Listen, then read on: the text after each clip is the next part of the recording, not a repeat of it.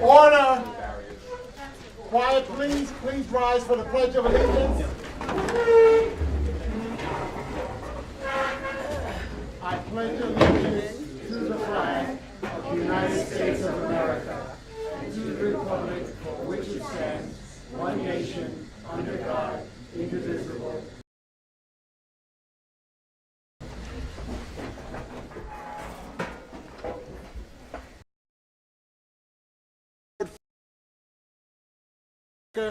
Christian Cassino could not be here tonight. He is not feeling well.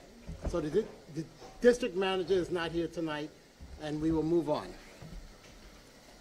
Now we'll do the roll call. Please listen for your name. Karen Abreu, Priscilla Carro, Giancarlo Castagno, Lucy Cerezo Scully, Chao Chun Chen, Here. Linda Corral, Here. Erica Cruz, Judith DeAndrea, Here. Maria Elena Giampino, Here. Kristen Gonzalez, Here.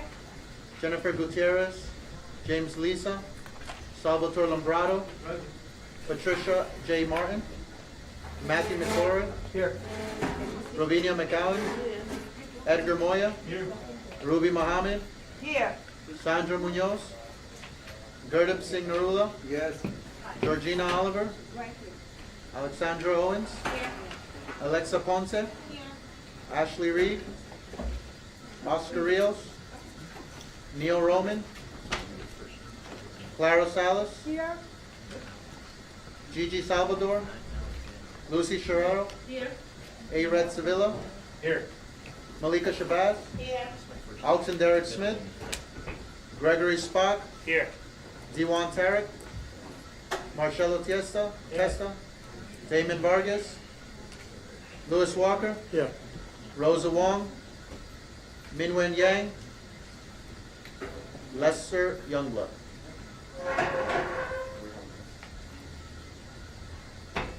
We have a Okay, we have a quorum. Let's move on.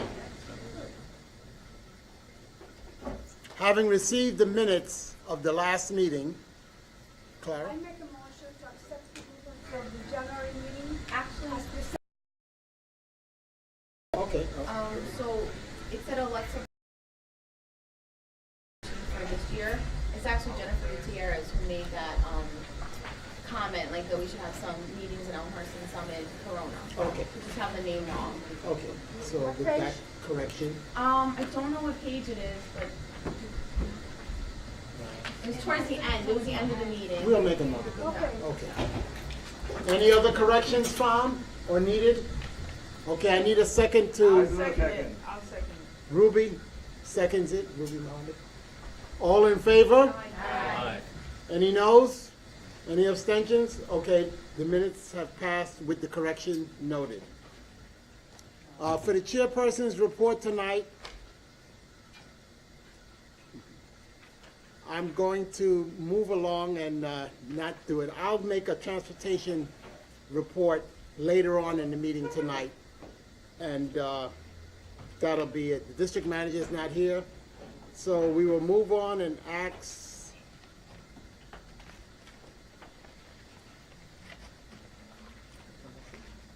Captain Ventry. It'll be a little short tonight. Go over the line numbers for the last 4 weeks. The 110 precinct has seen a downward trend, 84 versus 102 for last year. Rapes decreased by 2, 3 versus 5. Robberies decreased by 8, 10 versus 18. Felony assaults, we had an increase, 19 versus 14. We saw an increase in domestic violence. Burglaries decreased 5 versus 11. Grand larcenies, we saw an increase by 1, 44 versus 43. And GLAs, 3 versus 11. We want to get out there for the grand larcenies. We see a big uptick in packages being removed from in front of homes. If you're receiving a package, try to make the time when you're there. Let your neighbor know for help to get the package outside, away from the, outside of view. Your bicycles outside, make sure they're locked up. Your cars, we're getting car break-ins. Make sure all property is not visible. Either put in your trunk, put in the glove box, or bring it in your house. And make sure the doors are locked. Another thing also is rent scams. We have people looking for apartments. They're going to illegitimate places. They're reading signs on poles. They're calling phone numbers.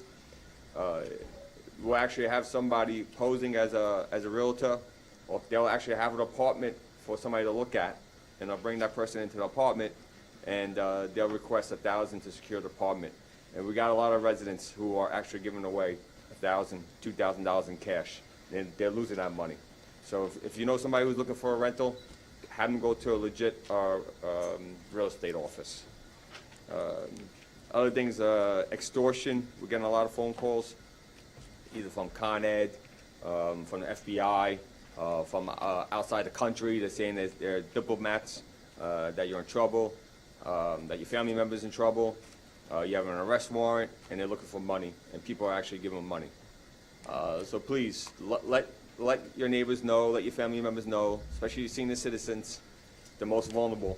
Let them know that this is occurring, and how they should do it. They should come to the police and make a report. All right. We know last week we had the homicide on Roosevelt Avenue. It was 2 gang members. The victim was an 18th Street gang member. The perpetrator is MS-13. We currently, as we know, don't have any MS-13 gang members living inside the confines of the 110. But that's what we know, and we know we see a couple graffiti tags on MS-13. And last year we cleaned up, I think, about 6 of them. But predominantly, the victim, 18th Street, they predominantly are in the 110, 115. All right, they predominantly hang out in A2 in Roosevelt, and then 5493 Avenue over there. 2 perps were caught. 1 of them is still outstanding. We're waiting and we're preparing, and we're doing everything we can to prevent retaliation from occurring. Because one gang's not going to let another gang member, commit a homicide and get away with it. So we're working with 115, us, the 110, narcotics gang, City Field Enforcement, SRG, Strategic Response Unit. We're all assisting, we're all working together to try to prevent a reoccurring act. All right, that's it for tonight. Thank you. Thank you. There's congregating, well as in the 7th, I go in to get my newspaper, they're actually sleeping.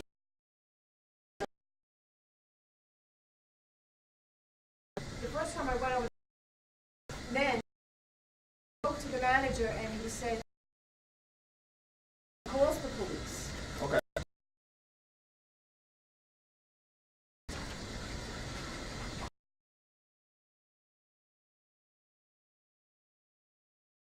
They're there all the time. They're there.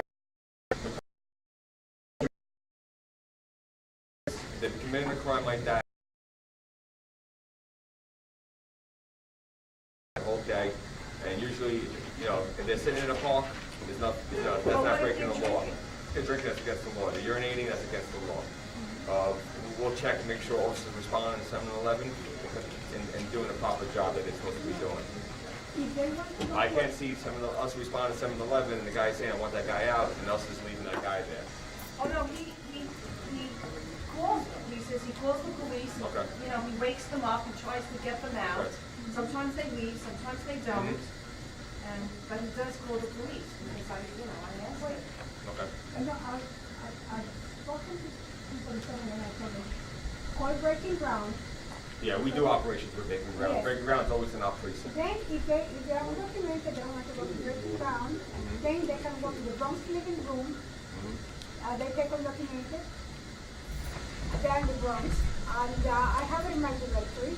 And I give it to people that call me all the time that are undocumented and they go to a shelter. So that's another resource. And you can No, it's a resource we use all the time. We always work with breaking ground. We do at least 2 operations a week with them. And they're here themselves, going through the parks. So we know the resource breaking ground, and we do work with them. Anything else? No? All right, thank you. Okay, thank you. Thank you. Chung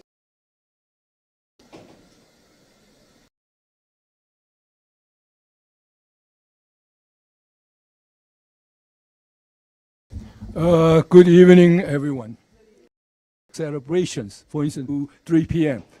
So I just state relative like Mr. Daniel Strong. Okay, there are other community, some like organization too. We come to celebrate. Every ethnic groups, those things we try to involve. Also, you know what?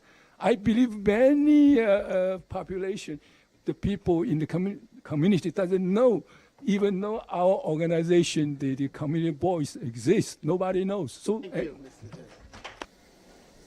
And I'm running because, to me, this is coming home. I actually grew up not too far from here, down the street from St. Leo's School. I grew up in a basement apartment, and I feel like I've come home. I spent a lot of time at the Lemon Ice King and, all over the parks here in Flushing Meadow Park.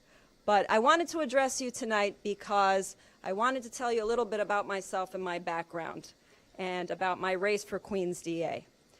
I have spent my entire life in the criminal justice system, and everything that I have done up until this moment in time has prepared me to be in crimes while in Washington, D.C.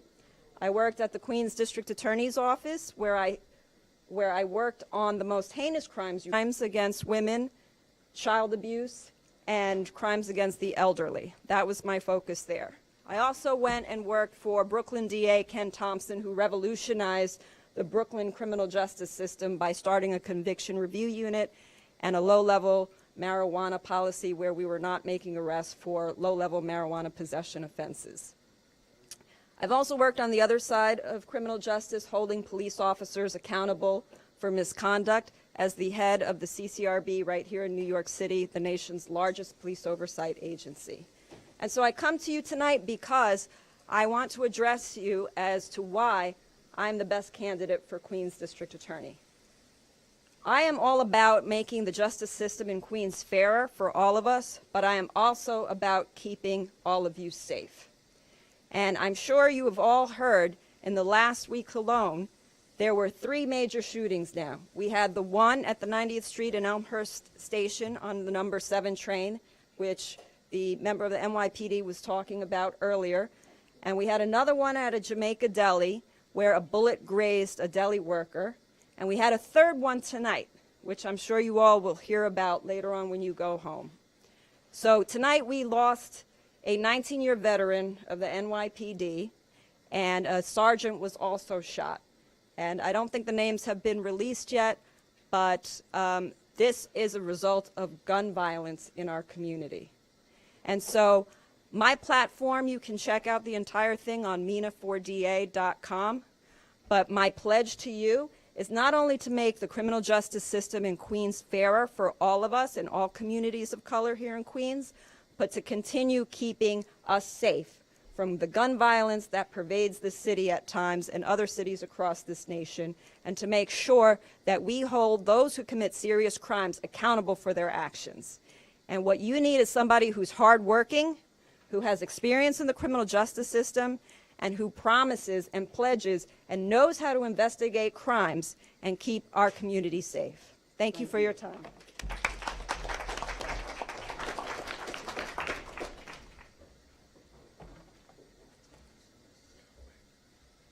Oh, John Wayne.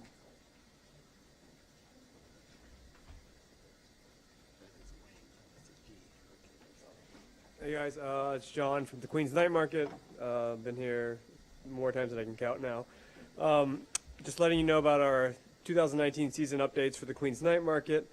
We plan to open April 20th. As with the last 2 years, we'll do sneak previews the 20th and the 27th to sort of keep the crowds down. Hopefully we don't have a repeat of 3 years ago. We'll plan to donate a substantial portion of the ticket proceeds to charity, so if you guys have ideas, feel free to contact me afterwards. In the past, we've done the parks, the NYPD, FDNY survivor funds, we've done immigration coalition, these kinds of things. So let us know what you think.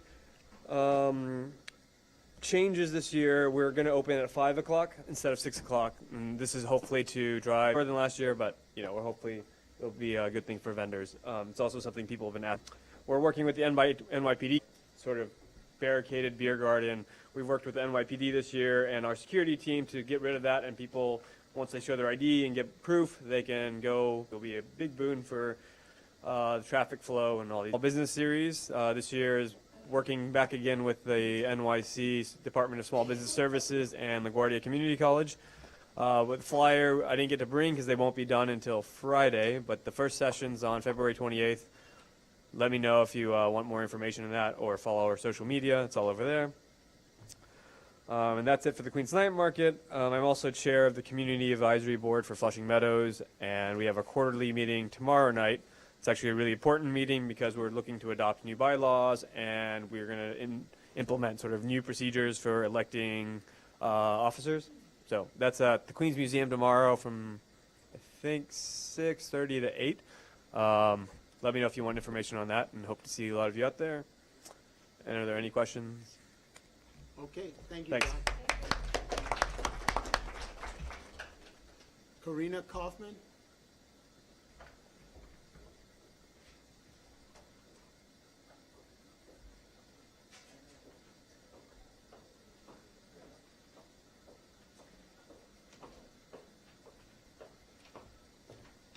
Hi, good evening, everybody. I'm Karina, And I'm Abigail from And- Queens Neighborhoods United.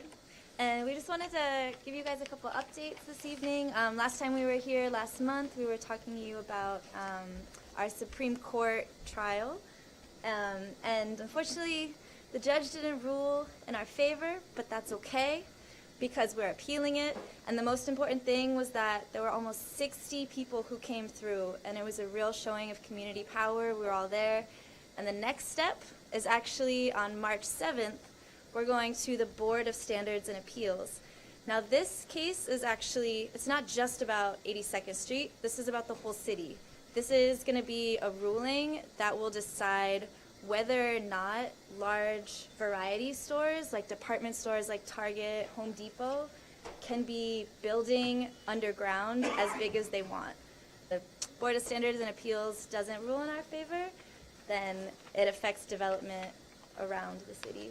So really encouraging folks to come out if you can. If not, we're also accepting letters of testimony, just saying like you're against this this ruling.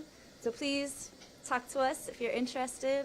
We'd love to go over there together or also talk there together. And in recent news, this past Saturday, we're along Roosevelt Avenue doing outreach in regards to Amazon.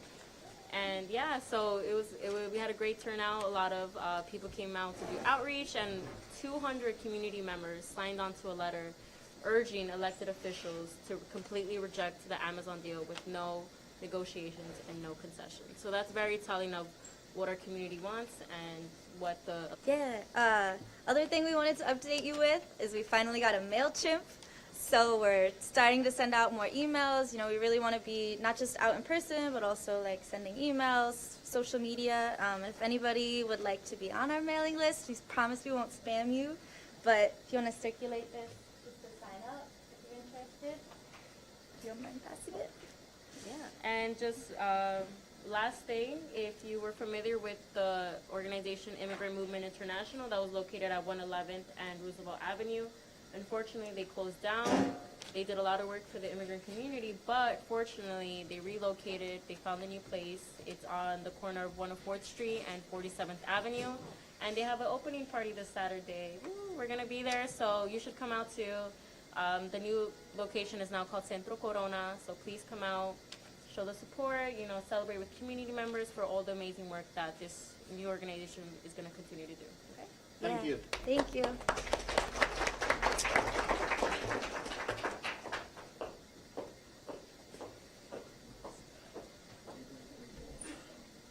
David Burgon?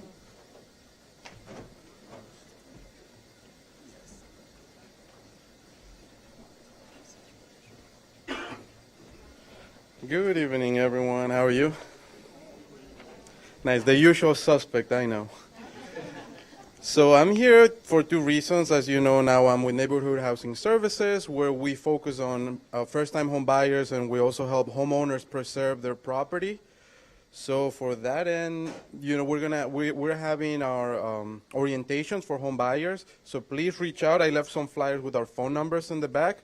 We also do mortgage assistance. If somebody that you know is having issues with their mortgage, have them please reach out to us, and we'll try to assist them in any way that we can. Emergency repairs also, we're working on that. We got funding through Councilman Drum. So if you know someone that's in need of repair for their home, please have them reach out to us. Again, the flyers are in the back in Spanish and English. And the second item is the jobs. We are rolling with the jobs at the LaGuardia Career Center. So if you know of anyone in need of a job, please refer to this flyer. The LaGuardia Career Center is located on Elm Court on the 3rd floor, and you'll be assisted by an account manager who will guide you throughout the whole process. We're trying to have our placements as soon as possible because we want those jobs to stay in this community.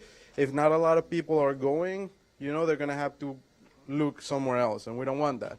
So please make sure you take a flyer, refer your folks to the Elm Court location, to the LaGuardia Career Center, and if you have any questions, I'm here in the back. Thank you. One question, go ahead. Next time, wait to be recognized. Thank you. So I referred one person, and they called, and you guys never called. So this is what's happening. The office at Elm Court is being renovated. They don't have their phones up yet. The number that's on this page is the office in Jamaica.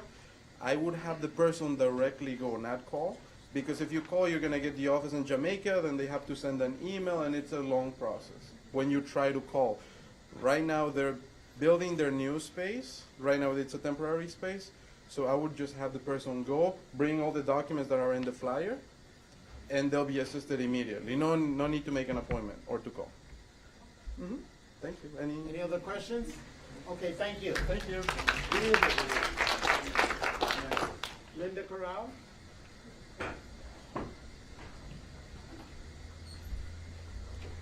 Hi, good evening. I just wanted to take this opportunity as a public citizen to express my support for Councilman Moya. As a resident, a lifelong resident of this community for almost 50 years, raising a family with young children who takes mass transit, who has children, going to school in the area, I can attest that he is incredibly committed to this community and diligent in working with all of the city agencies, and I just wanted to use this opportunity to express that. Thank you. Now, excuse me, are you a board member, sir? Yes. Okay. I haven't seen it.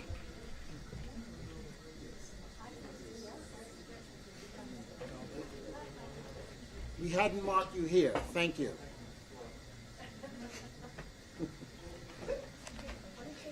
Okay, moving on. Report of the legislators. We will start with the U.S. Senate. Any here representing Charles E. Schumer? Kristen Gillibrand? No. Now we will go to the House of Representatives. Grace Ming. Good evening, everyone. My name is Christian, not Cassino. I'm just sitting in his chair today.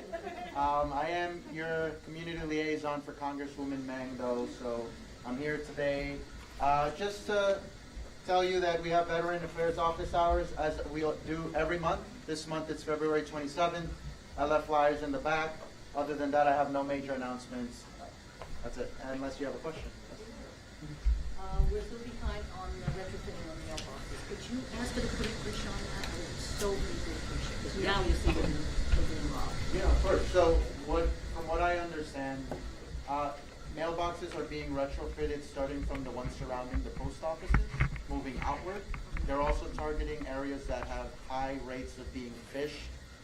Mail is getting taken out of those. Those are being targeted. You can put a call through if there's a specific mailbox that you know that a lot of the community uses and really needs to be retrofitted. Another thing, there was... To my office, yeah. You can let our office know and we can follow up with them on that. Just so you all know, there was a first round of retrofitting for these mailboxes, and there was a mistake mail was supposedly still being able to be taken out of these mailboxes. So they did a round 2 and retrofitted the mailboxes again. Hopefully that eliminates all the problems that they had. The only issue now is you can't put big packets through that little slit that they have. It's only regular sized mail. So, you know, we have to do some adjustments to deter the crime, and it affects us negatively, but it has to be done. Thank you, Lucy. Wait. Okay. Hold on. Wait till the recognized. Go ahead. About the post office service, I heard a lot, right? We have a lot of trouble. But this year, myself, I get that situation. I mail like a birthday card, like January 1st, I think. Then go to North Carolina. Then about 26th you receive that. And then you try to call the post office, I send the mail. Nobody will answer, we don't know. Right. That's a particular issue that you experienced. We're happy to look into any issues like that. Next time you experience that, you can just give us a call. We'll try to look into I it. spent $30 Sorry, with like the mail fee, Yeah, make sorry. registration fee. So I don't know, so far I still not know the recipient received that mail yet. I'll talk to you after. I'll get more information. All right, thank you. Yeah, no problem. Thank you. Okay. Representative Alexandria Ocasio-Cortez.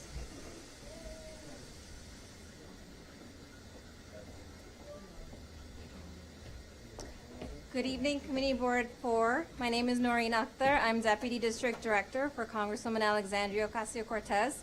Just wanted to stop by and update the community on our district offices and constituent services. Our office will be located at 7409 37th Avenue. So that's over in Jackson Heights. We had to do a build out, so it's currently under construction, but we look to be up and running by March 4th. So if anyone in the community needs help with any federal services, please feel free to give our DC office a call. That number is 202-225-3965, or visit our website, which is honestly the better way to go because our DC office is often inundated with calls. But our website is ocasio-cortez.house.gov, and you can fill out a constituent request form there. In addition to that, we wanted to invite everyone to the Congresswoman's inaugural address this Saturday. It'll be at Renaissance High School in the Bronx at 3000 East Tremont Avenue. Tickets, unfortunately, are sold out, but I'll leave my contact information in the back. If you are interested in coming, shoot me an email and I'll add you to the list. And finally, I know in the month of May will be a lot of the Muslim community members will be observing Ramadan. So if I can make a request to please reschedule May's meeting to before the start of Ramadan, the community would very much appreciate it. All I had for tonight. Thank you for having me here. Oh, Lucy has a question. Thank you. And congratulations. I need your help. As you can see, I just went to Ming about the retrofitting in your mailbox. Been fighting this for almost 3 years on this board. It's reported as such. We have a committee that's 25 years old because of our mailing problems. We are asking her to please put a push to have these places retrofitted quickly. We've been hit terribly. Fire. All right. Oh, I'm sorry. I would ask her if she would put a push for the retrofitting in her, for what she covers for this board. So I'd ask her to pay for it. That's right. Is there any area in particular? Whatever she covers for Community Board 4, we would like that forward. We've been hit already, or been involved already since then. And I had to go out to Ming too, you know, so I would appreciate that. Thank you. Yes, you are. I just want to thank the Congresswoman for her passion, for her energy, for her tenacity. It's well appreciated, and especially on her green energy initiatives. Thank you so much. Assalamu alaikum. Welcome. Congratulations. Everything worked out for you. Nobody heard you? Oh, nobody heard you? You got over yes. I said, assalamu alaikum. Congratulations, and everything worked out for you. Thank you so much. We appreciate it. Go ahead. I want to also, so I'm like, I also want to congratulate you as well as Alexandra and Costa. And hopefully that she will personally come and visit us here at Community Workforce. Unfortunately, the timing of many community board, or at least this meeting, is when Congress is in session, but we look forward to stopping by in the summer during congressional recess.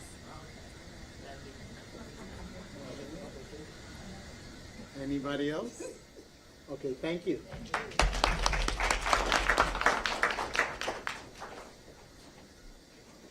The New York State Assembly, Brian Barnwell.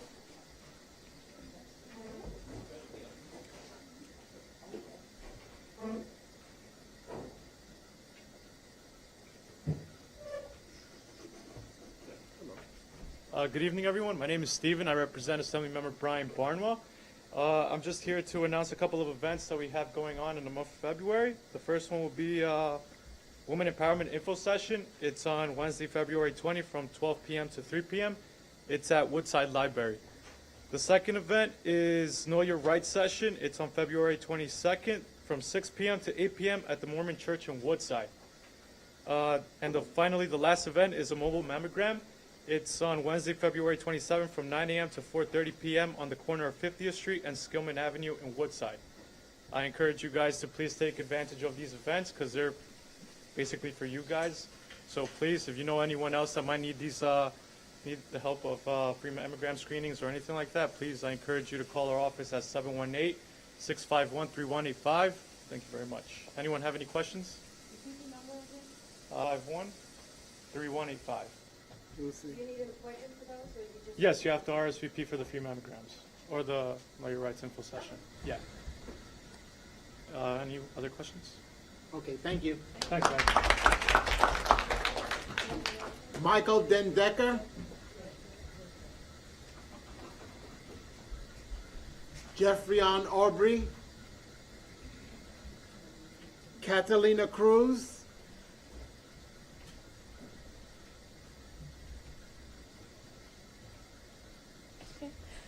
Hi everyone.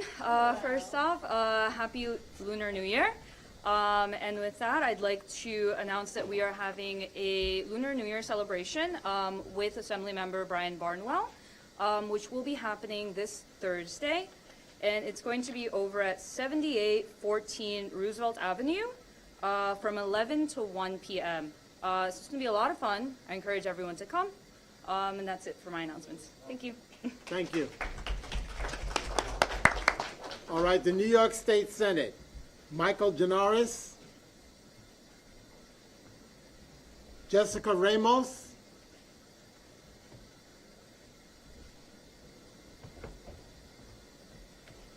Good evening, everyone. I just wanted to introduce myself. My name is Zulema. I currently serve as a district director for Senator Jessica Ramos.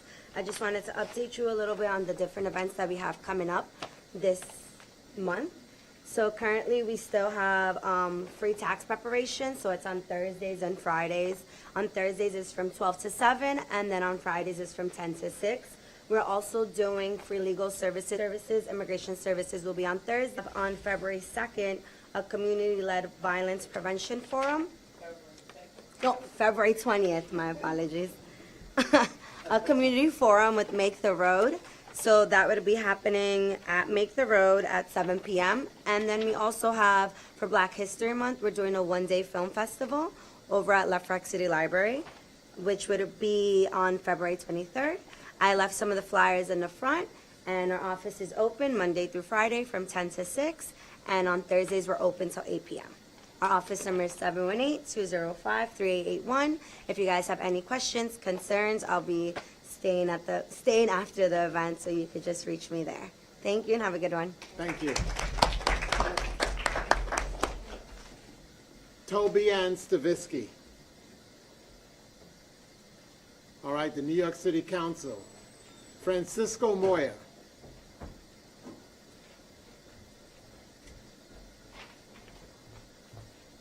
Hello, everyone. Hi, kudos to everyone who made it to this meeting in this wonderful weather. You should give yourselves a round of applause. But my name is Fiveline Solano, And I am the new district director at Councilman Francisco Moya's office. So I'm very happy to be on the team. I want to let you guys know of some events that are coming up. Tomorrow, Wednesday, February 13th, Councilman Francisco Moya and Assemblymember Jeff Arbery are updating the community on the 114th Street and Northern Boulevard collapse. There will be various agencies there, New York City DEP, and several others. So this is very important. If you want to make it there, it starts at 6 o'clock. On Friday, there will be a town hall in response to the gang activity that's happening in the community in light of the shooting as well that happened on 90th Street. So 110 precinct, 115 precinct will be present. They will have various units there as well, gang units and others. So that's a town hall. You can RSVP by contacting our office, but everyone's welcome. Even if you don't RSVP, please show up. And finally, the Black History Month event. You're all welcome to come. I really hope to see you all there. It's at Terrace in the Park on February 21st, 6 p.m. to 9. And that's it. But on Thursday is Valentine's Day. I hope you all have a wonderful Valentine's Day. Spread the love. Thank you.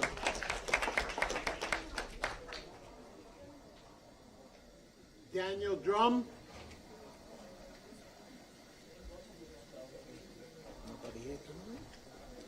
Okay, the Queensborough president. Thank you. Hi, everybody. My name is Joe. I stay here. Is good? Yes, that's fine. Okay, Yes. great. Okay, so a couple of messages from the borough president. I'm going to read a couple of statements because I don't want to get them wrong. The first one I'm not going to read. It's about internship program. The borough president has an ongoing internship program. We are now looking at folks for the spring and the summer. So if you go onto her website, you will have a link for that. Wonderful guy runs the program, me. So send information if you're interested. Two statements, if I may read. Sure. First one is from the borough president on the census.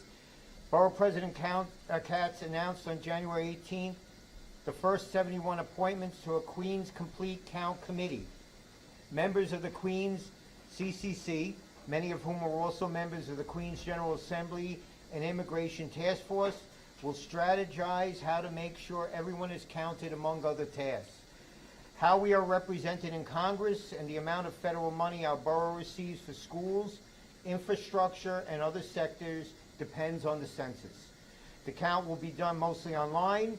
It may include the aforementioned citizenship question, making the Queens CCC's task of ensuring everyone in Queens is counted vital. You can also look up on our website for more information on that. Second and last statement, if I may.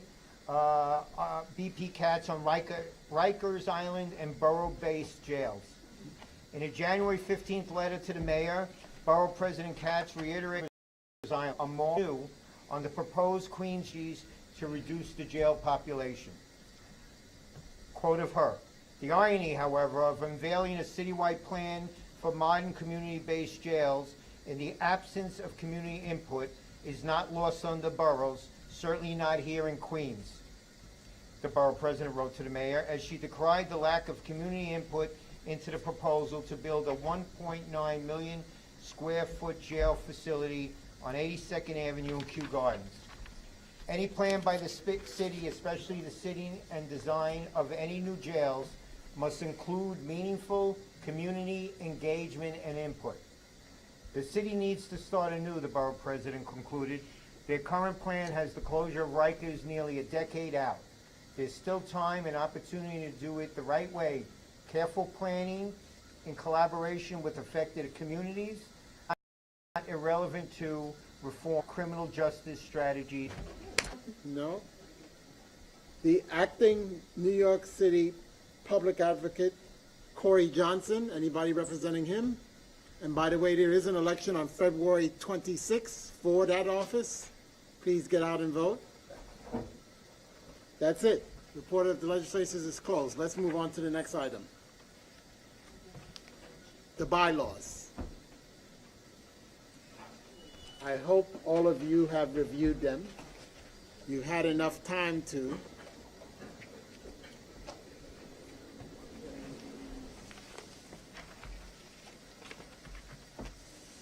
Bylaws. I will go around the room. I suggest you have your question ready, and you will have one question to ask. I will start with you, Ruby. Is that okay? Okay.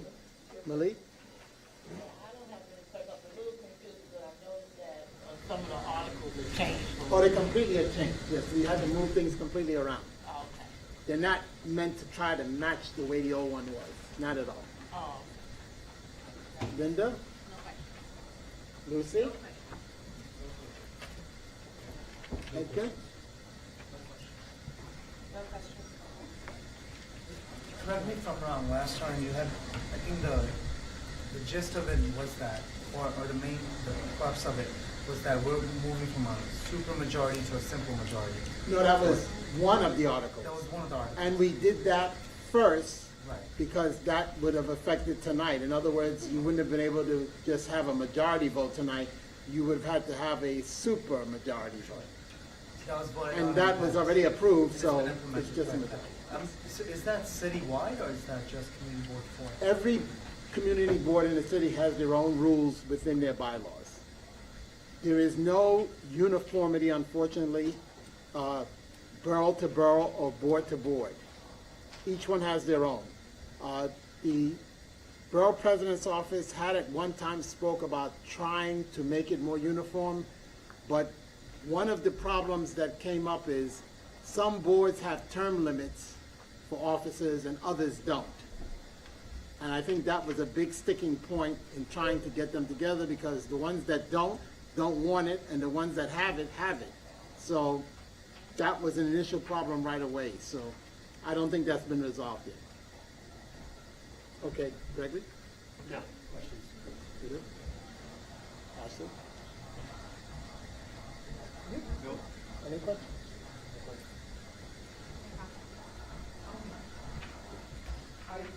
I have a couple of comments for debate, I guess, when we move to approve. This would not be the time to do that, right?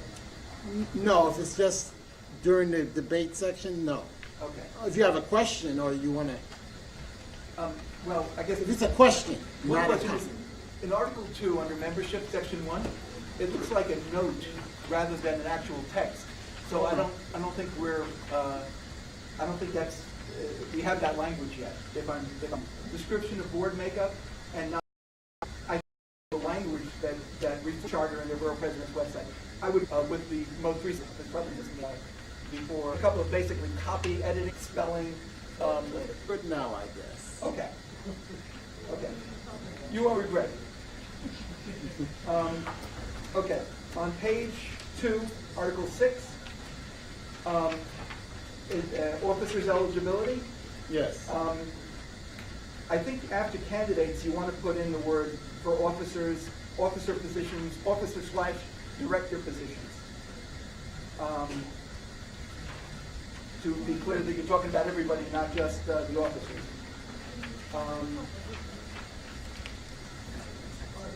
After candidates? After the word candidates, Right. I think we should put in the words for officer or director positions. But there's no such thing as director position. What are the four guys? The at-large director. At-large directors are nominated and voted on. Yes. They're part of the offices. It's always been considered that way. You would like to specifically Oh, no, I mention see. You're saying they're considered officers? Yes. Oh, okay. I'm good. Okay. 8, page 4. You start out with the duties of the officers. The chairperson shall be all these things. And then you move over to assist. And I just think that should all be shall. And you also, I think later on you have one where the treasurer shall perform, I think is what you want to say. Shall maintain. I just think you want consistency in there. Okay, so let's back up a little bit. On the chairperson's description, The right? chairperson's description seems fine, it seems to flow right. All right. Under B, where it says the first vice chairperson, Right, instead of saying shall, you use the word to. okay. And I think you probably want to use the word shall, and then later on, you'll move around again with either shall or to or nothing. And I just think it should be consistent. Okay. And so they should all start with shall, I think, and like, instead of saying maintaining, you say shall maintain. Again, this is all just minor stuff, not substantive. Okay. I did a couple substantive.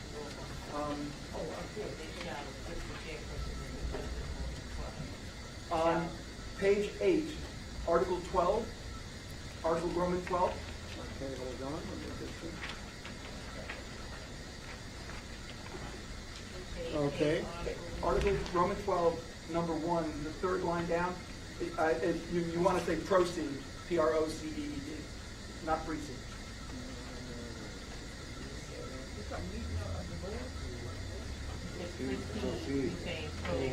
Okay. Yeah, that's a typo. On the next one, Article 13, number 2, I don't think you need the word other in there, where it says other elected officials.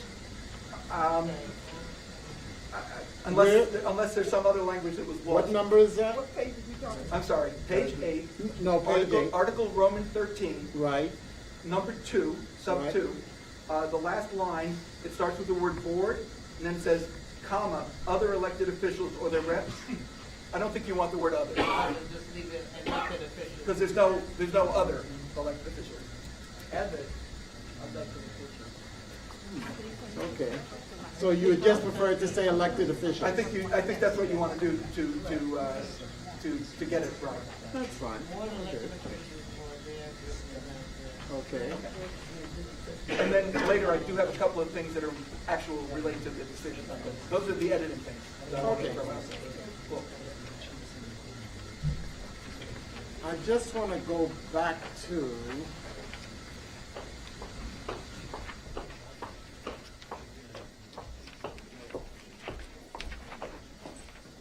page 4. Page 4. Yeah. Yeah. So you would prefer that all of the to assist say shall? I think the important thing is that it's consistent. And Okay. So All right. either you start with the chairman being shall, and everybody else should follow suit, more or less. Right. Okay. And also, it's not just shall or to. There are several where there's not. It just says like under secretary, there's neither a shall nor to. There's a key. So I just think you should. We should choose one and go with the same thing. Okay, that's fine.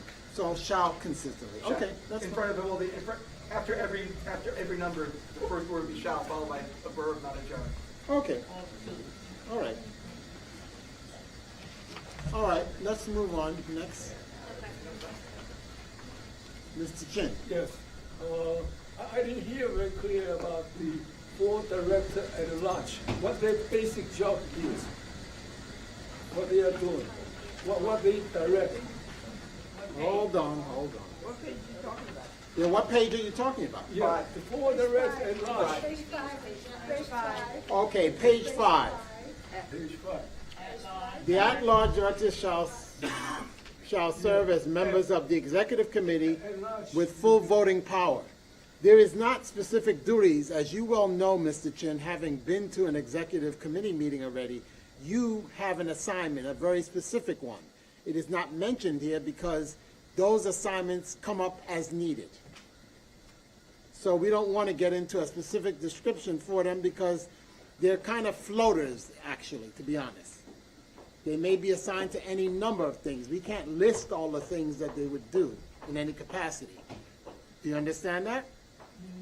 Sort of, like, except the director at large, right? But the rest of the offices, everybody has some. Well, because specific the jobs. vice chairs are obviously chairs and treasurers are treasurers, but this at-large directors are really, like I just got through explaining, they're kind of floaters who will fill positions as necessary. on various committees. As you all know, you got assigned to the Aviation Committee. Yeah, Yes. that's only one so far. We wouldn't have that, yes. Well, the other people are chairs of committees already, so there was a problem with trying to assign them to additional duties. Remember that. As you all know, having been at that meeting. Yeah. That maybe you can put the other duties as assigned by the chair, by the, That's already known. shall serve as members of the executive committee with full voting power.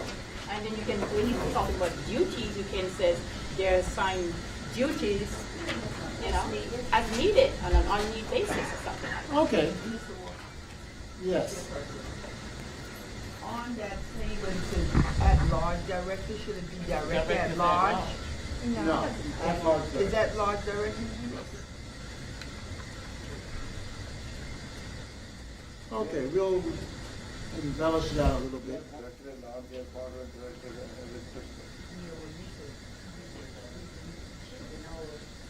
Assigned by the chair. Various duties assigned by the chair. Okay. Oh, that's what you put in there? Yes. Various duties? Various duties assigned by the chair. Okay, you're adding that. Yes.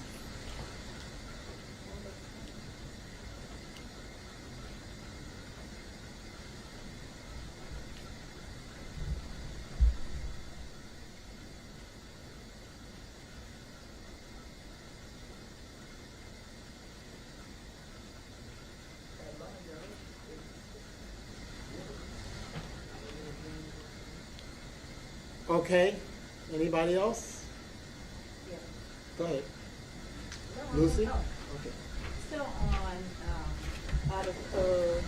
What page are we on? Let's start with that. Page 8, 7, Article 12. I am concerned about the use, when people come up to speak, you tell them 2 minutes, but in the bylaws you have 3 minutes. So is it 2 minutes or is it 3 minutes? Okay, it starts on page 7. Here, on this one. You reading the new one or the old one? Well, Let's deal with the new one. What are you doing? I'm just seeing what was in the old one. I don't care about the old one. We're dealing with the new document. Okay? Let's go there. What does it say in the new in the new one? Article 12 was Article 12 here. Public hearing, okay. Oh, okay, public hearing. So you don't have like just an 8 on the back. I don't see anything else to say how long people have to speak. It's page 8, Article 13. Page 8. Item 2 at the top of the page. I see it. So we should put in there a specific 2 or 3 minutes. The other one had 3. It has, So now, excuse me? it has 3 minutes. No, the old one had 3. No, the new one. Really? Not the copy I have. No, this. Yeah, but you don't say 2 minutes, so is it 3, is it 2? You're talking about the public forum section, right? Yeah. 3 minutes. It says 3 minutes. It says 3 minutes. Okay, but you always tell people they have 2 minutes when they come up to speak. Yeah, but that's board members. We need board members asking. Oh, this is board members asking to speak. This is not public What forum. public What though? page is that? Page 8. Page 8, Article 13, number 4. This is not the public forum. The public forum will remain 2 minutes. So, Well, we don't really, so you need to state that? we don't actually You don't need to discuss state that public forum. for the public. Well, actually, in this document, we have not addressed the public forum specifically.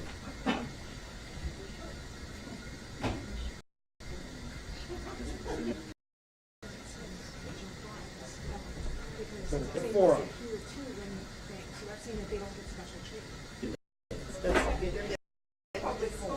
Yeah, it does. It's 3 minutes. Let them speak 3 minutes. Okay. It's on the floor. Is there any discussion that anyone would like to? Go ahead, Malik. I think that the bylaws should be corrected before we make the vote on. How long do you want this to go on for? I'm very serious about this.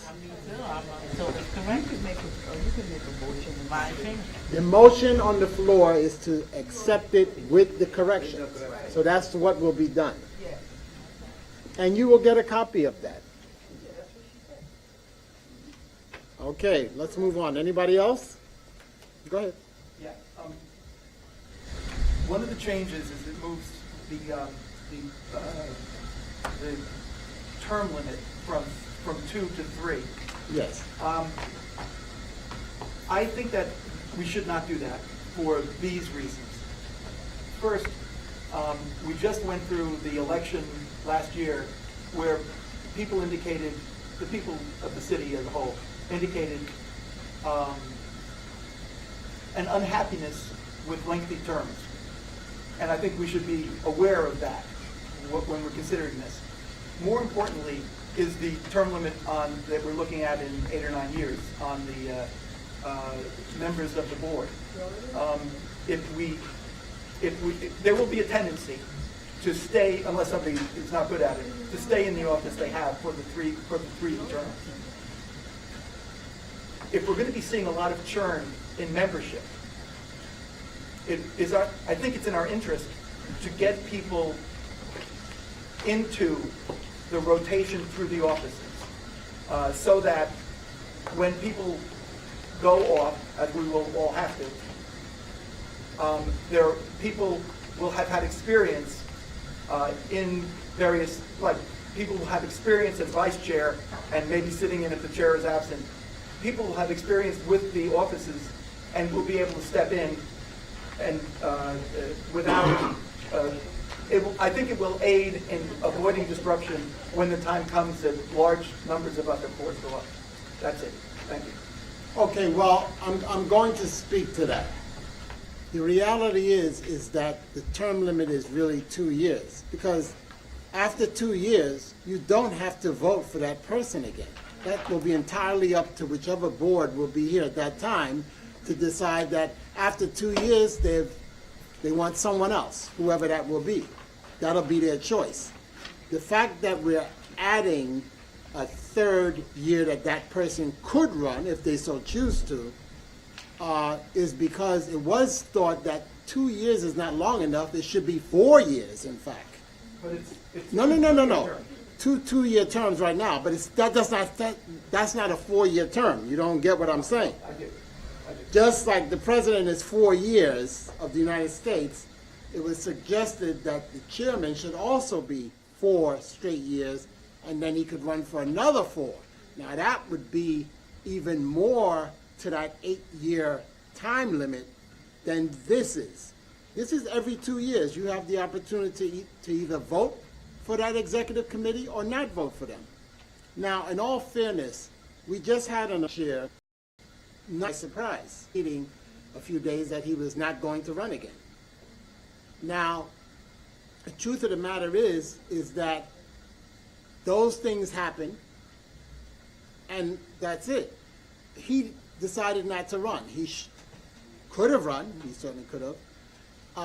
If someone is new to this position as chair, especially the chair more than the other positions, it may take them 2 years to get comfortable enough to be the proper chair. So then they have 2 more years then, and then they're kind of forced out when maybe if they're doing a good job, they should be allowed to stay. But that would be up to the board to decide that. And there are a lot of people who were suggested from the floor to run for chair said no. So there wasn't like an overwhelming number of people who even wanted the position, in all fairness. And that's what I have to say about that. Now, we have a motion on the floor. It's been seconded. Are we ready to vote, or would you like more discussion? Ready to vote.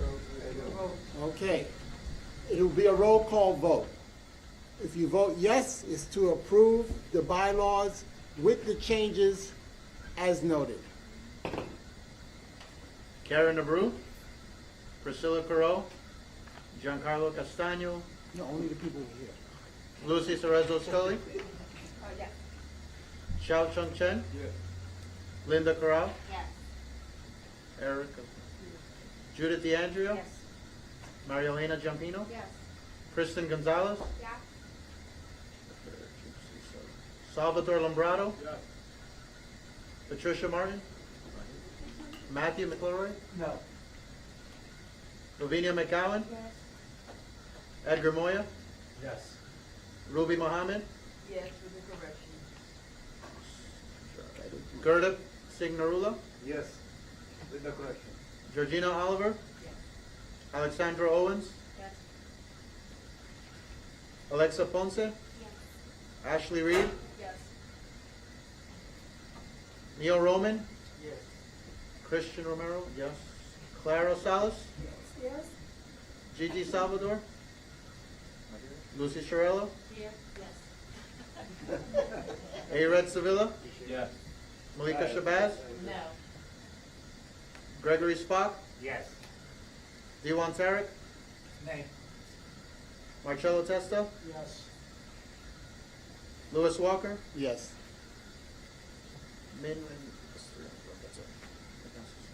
Okay, it obviously passes. Thank you, and let's move on to the next item on the meeting. Thank you. Oh, yes, by the way, I guess I should say it now.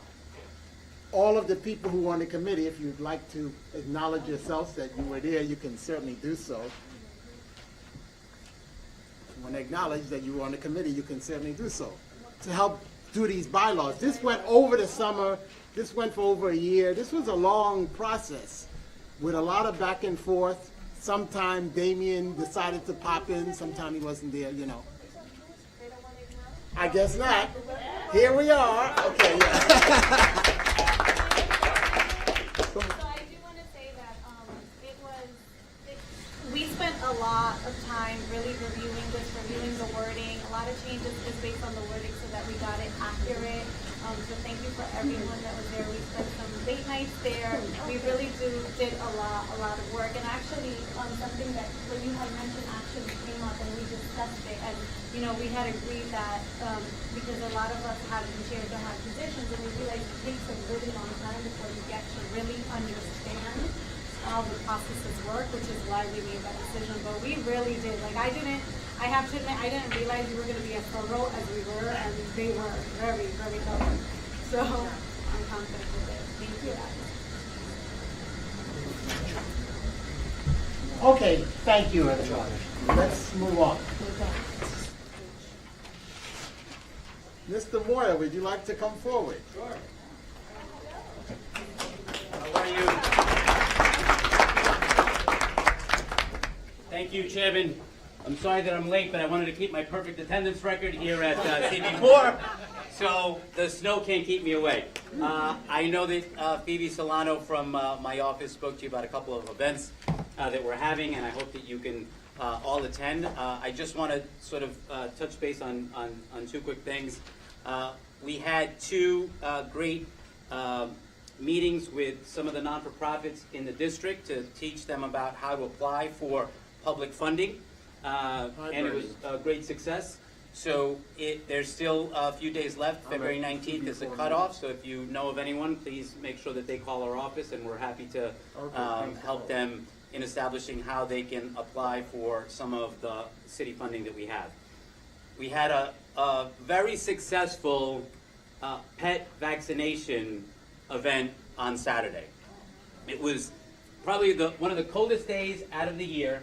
We had over 200 cats at, the first person I think was there at 6 in the morning. We started at 11. And we went the whole day, and then the following day we had the spay and neuter van. Here, we're going to do that again in the spring because it was very successful.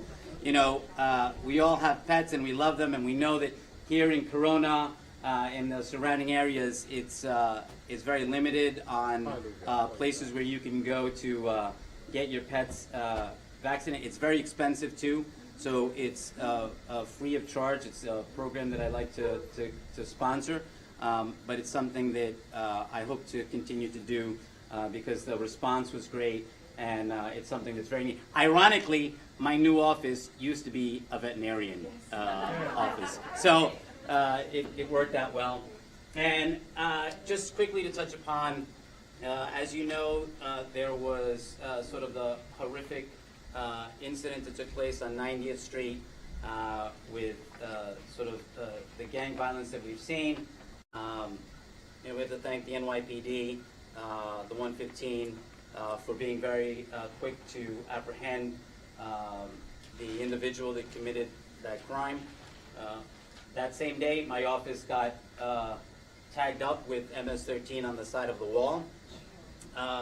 Look, I don't think I'm the target. I think that, I have a big white wall, and it is sort of the canvas for a lot of young kids who want to tag up. But I think in order to sort of calm the community and sort of give them all the right information, we are doing a town hall on Friday at St. Leo's with the 110 and the 115. We're going to have the gang unit there as well to answer all of your questions. I think this is a perfect opportunity for the community to come out and voice their concerns and really hear from the police department what's really happening in our community.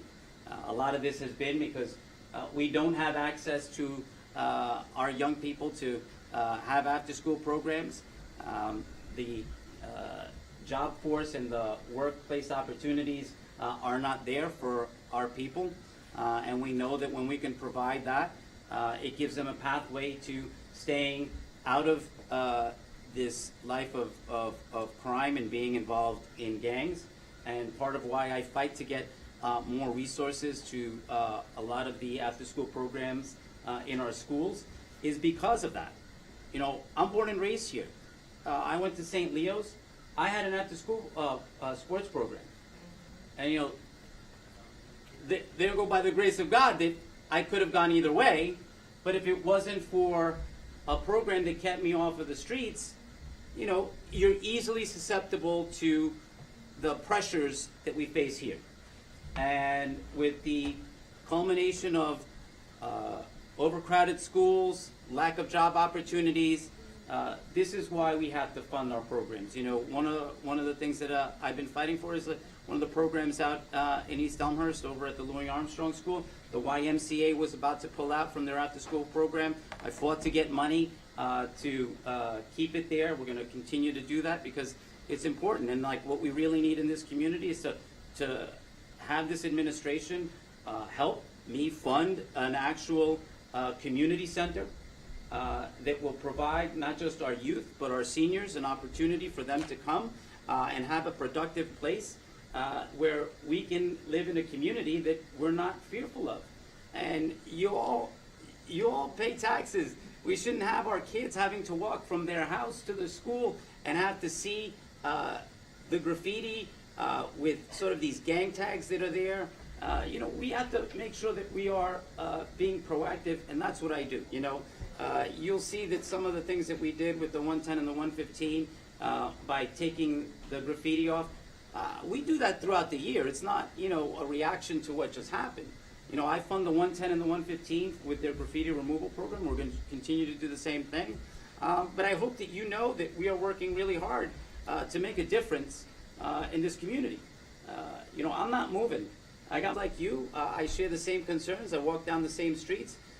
And we're trying to address all of those things by having these kind of town halls, and I hope that you can all attend and ask all the questions you want, because it's important that we hear from you.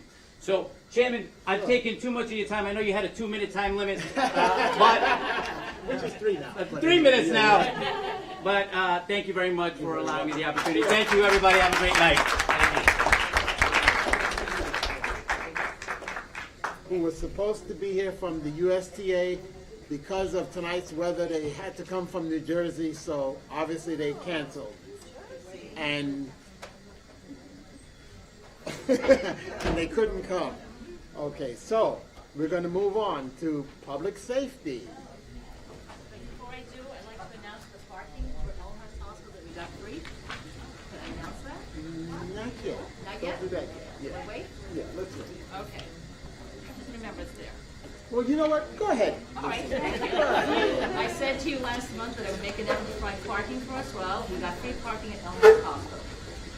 The only thing they're asking is they want a tentative meeting date.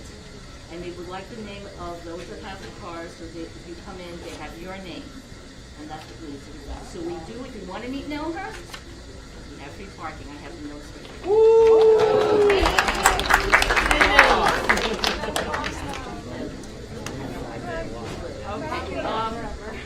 Okay, there's one meeting going on here. If you need to step out or discuss anything, please do so, but not here.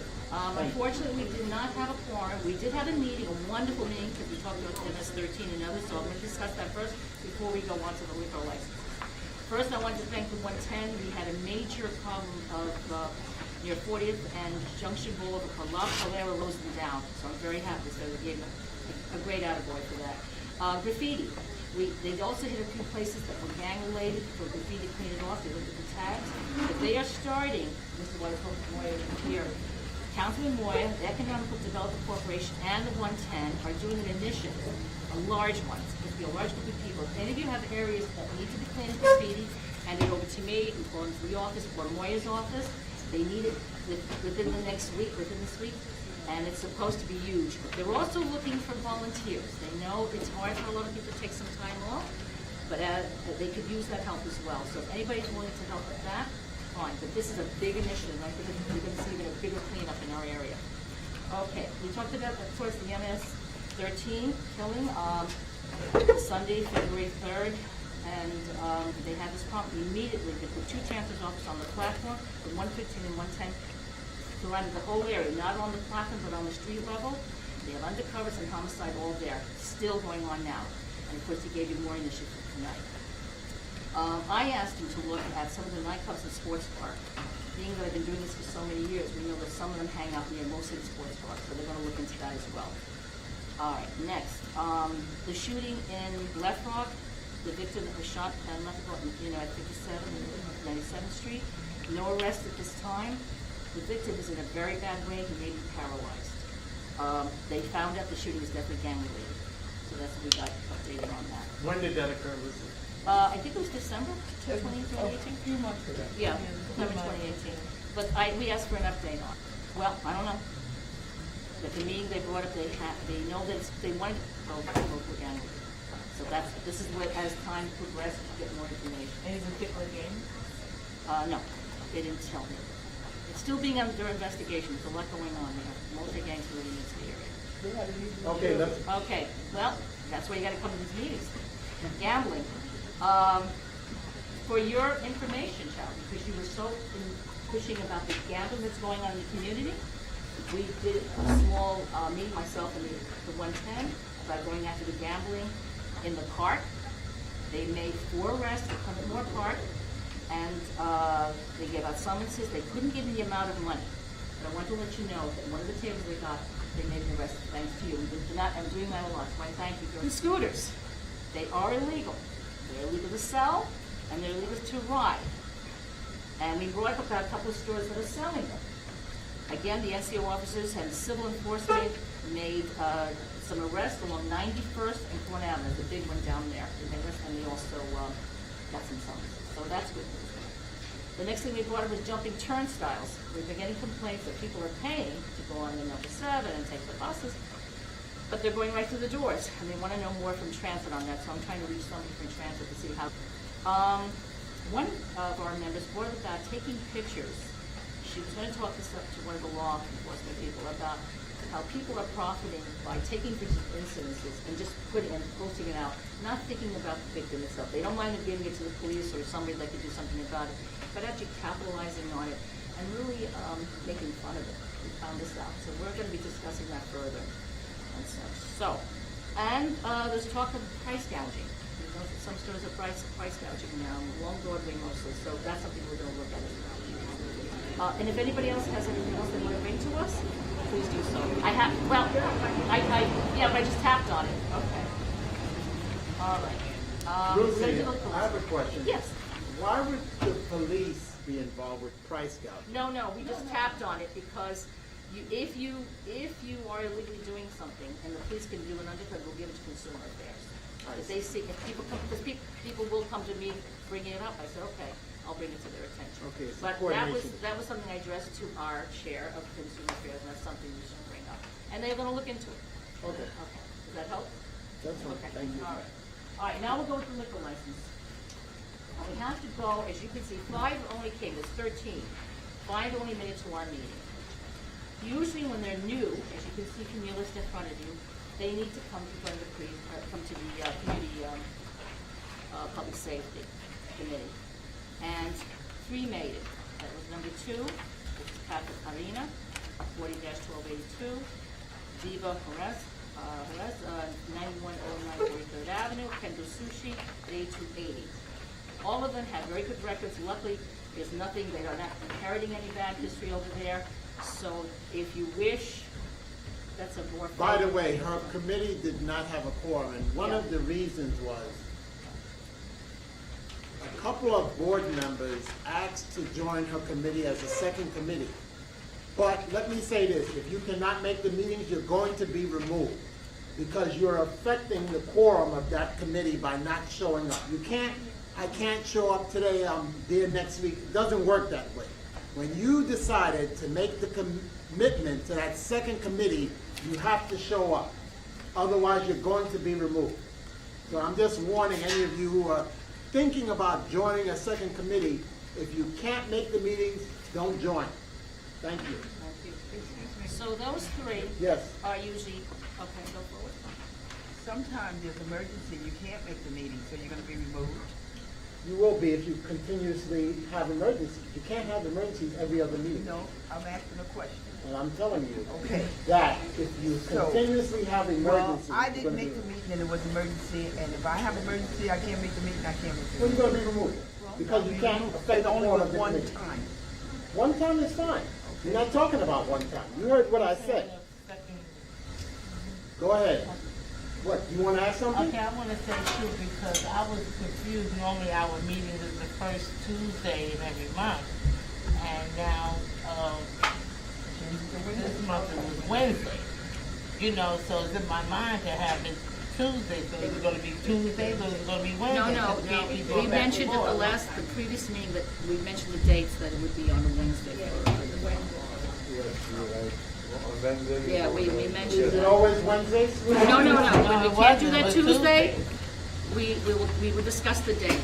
And it was brought up at that meeting, the month before. Okay. But problem is this, we don't find the parking. In case you come out there, you half an hour, you keep on rotating your left, right, then find it, you just pray, you go back. It's difficult to park, but we can't do anything about Then that. only this is the problem, and just I guess you waste a lot of time. We can't create parking spaces. You I know know, that. this is a. That's the situation. Look, let's move on. It's not making excuses for why Okay. one can't show up. Okay, let me- No, let me- I'm hearing a lot of excuses. Right, thank you. Yes. Lucy, I have a question for Lucy, if I may. Yeah, go ahead. I noticed number 6 on your new applicants list is El Rincon Criollo on Junction Boulevard. It's been there forever. But now they got a new owner, I'm hoping it's. Oh, it's a new owner. You see. Is that why they need new, that's why they're a new All new applicant? people need to come to us, Thank you. all right? I couldn't And imagine them being a new people. They are, I was so hurt to see this, they are a magnificent restaurant, all new people need to come to us. So, but I will mention this, as we mentioned the mail, many of the people we've met, some of them have said they haven't been getting their mail. Now, a lot of you don't even read your emails, but I make it very clear to some people that we have a terrible mailing system. I don't know if they're getting it late, which I wouldn't be a bit surprised, and LP always came. So, I'm gonna discuss this with Christina and, Christian about maybe it's gonna be more than just the mail. Well, they do electronic. Yes, Some I people know, I don't know. Right now it's by mail. I'm willing to do a little more if the office doesn't mind doing a little more. But the new, and all new people need to come in only mail, as I stated. There's some terrible problems with that. Now, As I the said, general policy regarding the new people is what? if they don't come, it's a no until they come to us. Now, they didn't have a quorum, so they really couldn't vote on it. Right, that's why I'm coming. So 3 came. So with them, it would be a yes. They were very clear in their records. The other 1, 2, 3, 4 need to come back. And that's it. So the question is, go ahead. Just a comment on like our email system. Can I suggest setting a calendar that's accessible to the public, that's on our community board website, that we know exactly when the community board meetings are. If there's Well, on the changes. community board website, I think we do post it, don't we? Currently, the meetings for the committees? Yeah, I think there's a calendar. Yeah, it goes on our Facebook. and It stuff goes like on our that, Facebook And not and on other the things. website, though. But not on the website? The website doesn't really have like a The calendar. website doesn't have that kind of calendar. Some of the things that I was bringing up that I would like to do, right, I like to. So that it's visual, a lot of, some people. Yeah, well, the website doesn't have that ability. That goes to the website. That actually goes to the The website. PDF of that is posted on the website. Yeah, a PDF is something you have to click on. It's not something that somebody's actually going to see when they look at the calendar. I'm talking about having like the physical calendar. You have a drop-down menu that says calendar meeting. The website does not have that kind of functionality, so we can't have that kind of thing. Manhattan community boards have it. Ours is not. Because I remember every community board is different and it doesn't really run on the same system. All boroughs don't run on the same system. Literally every It board might is be different. possible. You can use the WhatsApp. We'll ask about it. WhatsApp, you can Thank use you. it. We'll ask. WhatsApp. And you can send the message on WhatsApp. No, because not everyone has cell phone. Not everyone has cell phone, so, and she wants it access to the public. Everybody's cell phone now. All right, Mr. Chin? Could I both send some letter or notice to the web, those website, tell them, because many information are correct. What website? You can see it. What are You can see when they see like a community board for, then they come out, but some information is correct. For instance, your name still not there. Oh, no, that hasn't been changed yet. It will be changed shortly. Yes. I'm gonna go. Go ahead, Lucy. Okay. Go ahead. I'd like to move the approval of numbers 2, 4, and 5. Okay. Everybody looking at 2, 4, and 5? Those are the right ones. All ones that came, oh yes. Those are the people who came, 2, 4, and 5. Do you want to go and approve those? Yes. Okay, we need a motion. Make your motion formally. I don't need a second. 2, 4, and 5. A motion. And he seconds it. What are you talking about? Okay. The motion to approve 2, 4, and 5 from her list. The three people who showed up. Right. Okay, all in favor? Aye. Any noes? Any abstentions? Okay. And That's the taken others care will of. be no, they have to come back. The others are Doesn't mean no's they're not because gonna they get didn't show license. up. Let me make that clear. It does not mean they're not gonna get their license. Right, it They does just not need to- mean Right, that's it. Okay. Renew. I'm very happy to say that we've been doing very well with these restaurants, hardly any problems. Who did come from the Renew was number 8, Lao Zhu, okay, let's see, this Val at 8311 Broadway. There was a harassment complaint, but only verbal. The police says that we really don't have anything to worry here on this one. And number 13, El Sarderno, there was an assault stemming from a physical fight, but they did not, they kind of like make peace with each other. There's really nothing, again, the cops didn't make more of it.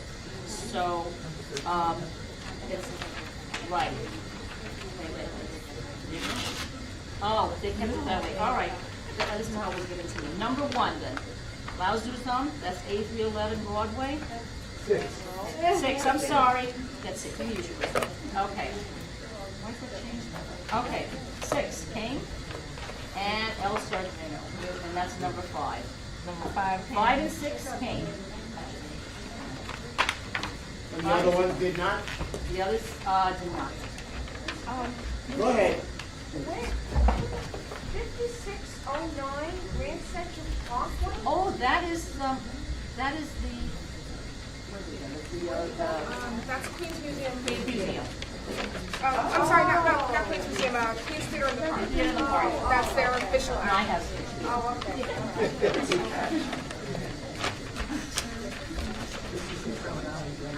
I have it. So those 2 came.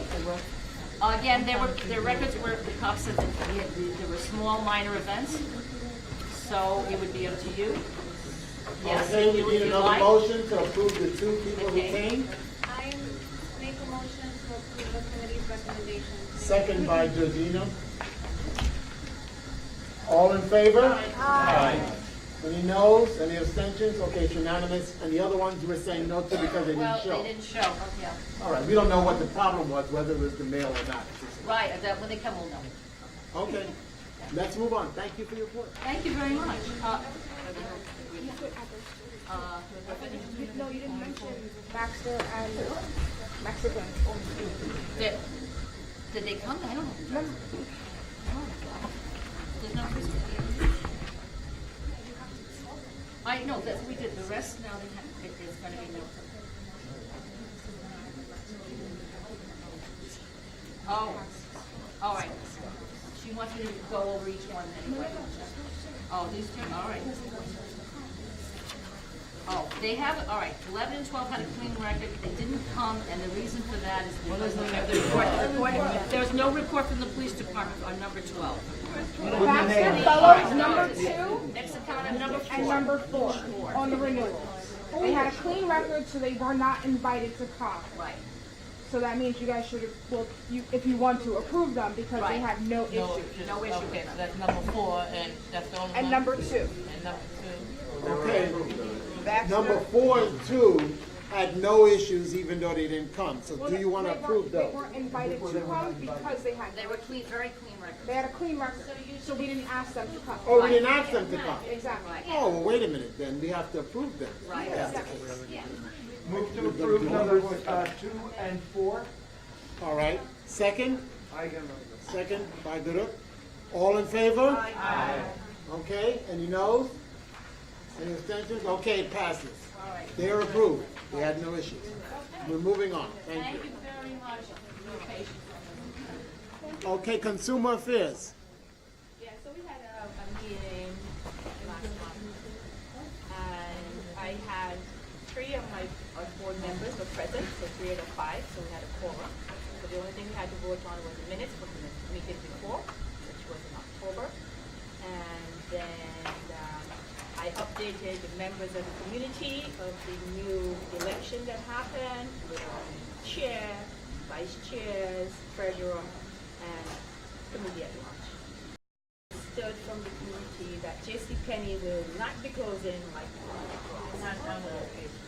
I'm sorry? Not our location. Not our location as Queen Cinema. I'm only talking about Queen Cinema. And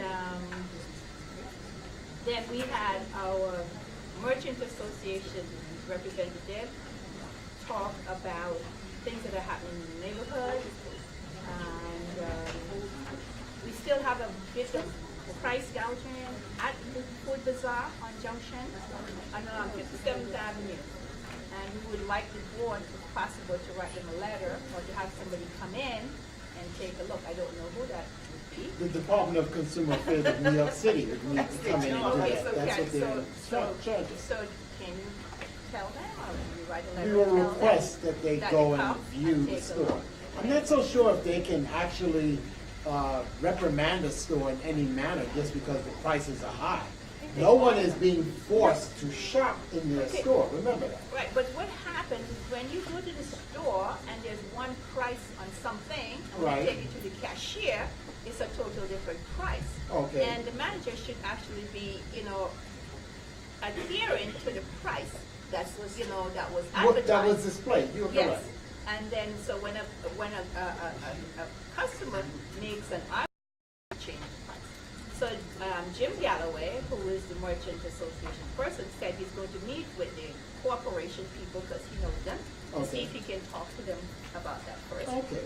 And see what happens. So we're waiting him to report back at our next meeting on March 22nd. Oh, so we haven't heard from him yet? No, not because this just happened last time, so Oh. he's going to go and do a second. This is our second complaint, and there was more than one from the people who were, then. We'll look into that. We'll ask the Department of Consumer Affairs if that is the type of situation that they can address. And the quality of food, especially fruits and so forth, is not always up to standard. So I don't know, again, this is not a consumer. Up to what standard? As, The you know, you go FDA to- is the okay, you go to- governing body of, well, look, the FDA is the governing body of Well, that's what I food have in here, and that drugs. FDA. So if it passed their standards and you or I or someone else doesn't like it, you're not being forced to purchase it. I know, but I mean, you shouldn't have to go and buy meat that's full with blood on You don't have to buy it. You're missing the point. You're acting like this is the only store that you can buy from. Well, you know, it depends on where you got. There's people have cars to go all over the place to go shopping, like most of us, you know, a lot of people like me, I don't shop in my neighborhood because I go in my neighborhood to shop because I don't want to shop around there because I don't find the quality is of, you know, Right, that's a choice. Right, so that's a choice. I don't shop. But for the people who can't do that, I think it's Well, I'll ask the Department of Consumer Affairs if that's the kind of thing that they can do. Oh, okay. Then Lucy touched on this subject before, so I'm not going to go to that. We also talked about, Lucy also brought to the committee an ad that was in the newspaper by our former public advocate teacher about things that happen in certain area codes like 500, 900, 540. A lot of these different area codes, when you call them, it's actually a scam. They put an ad in the paper for something, charge to talk to somebody about the services that they advertise. So they'll give you my minutes that you can have and review.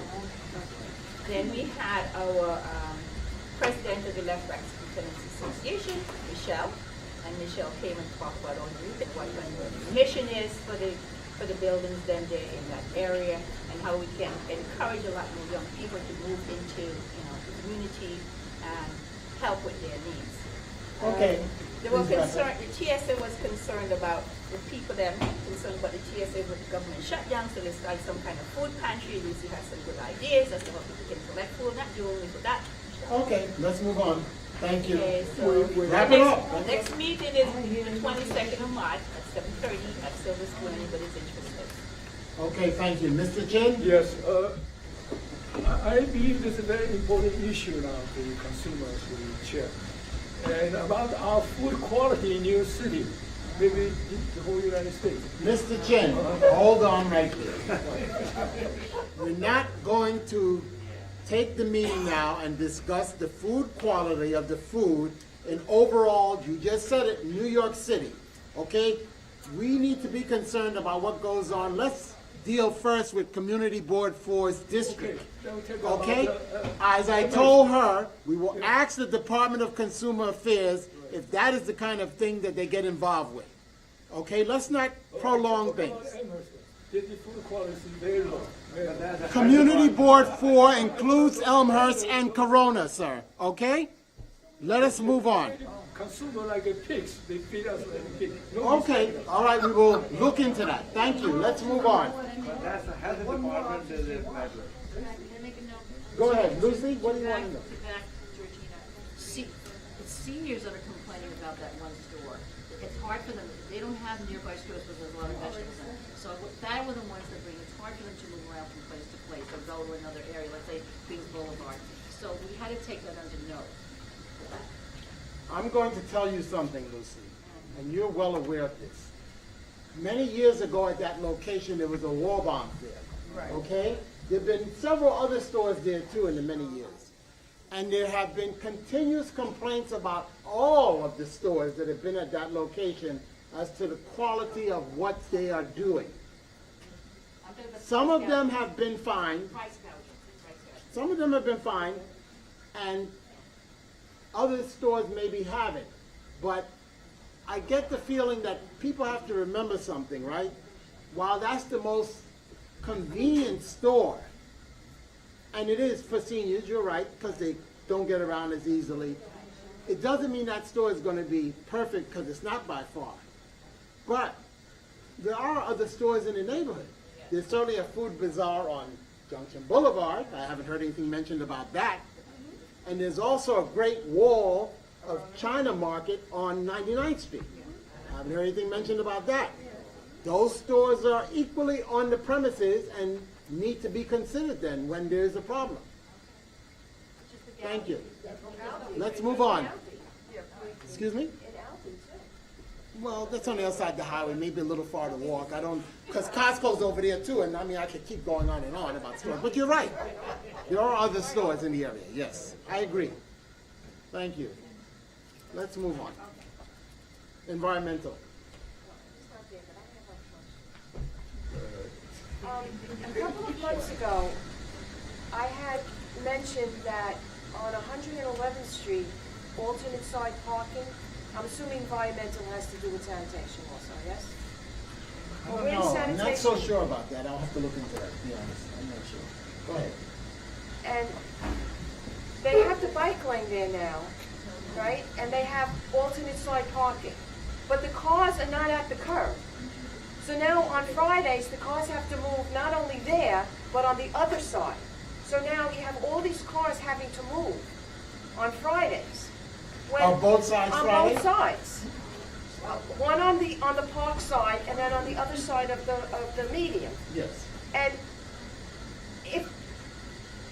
if the cars are not at the curb, why do they have to move? The sweeper can go down the bike lane.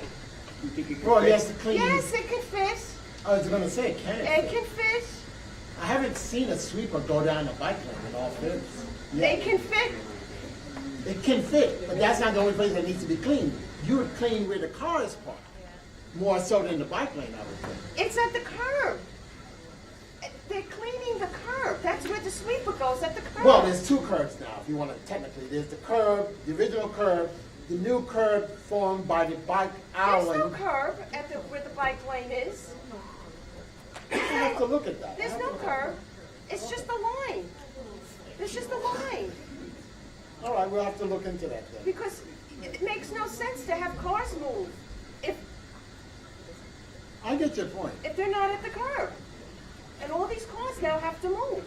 And there's no parking. I thought that was a permanent bike lane that was set up on 111th Street though, on the park side.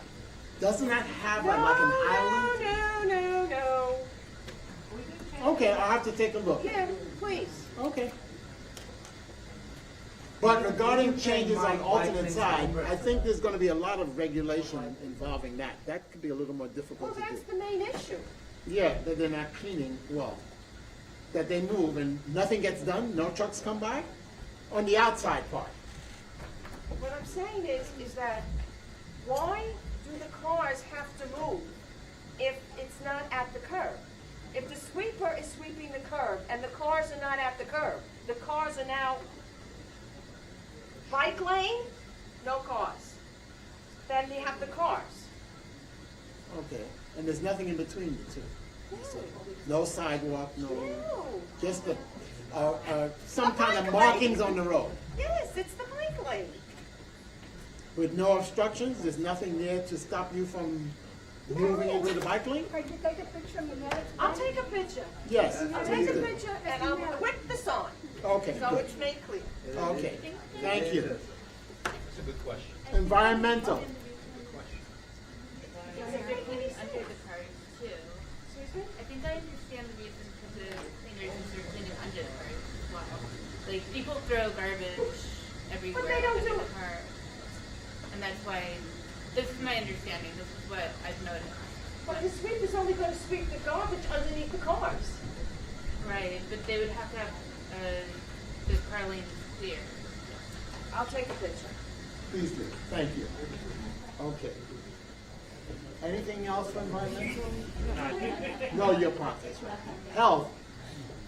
No meeting, we did not have a quorum, but I would hope that we can keep the third Wednesday as our meeting time, our designated meeting time. Okay, regarding the health committee.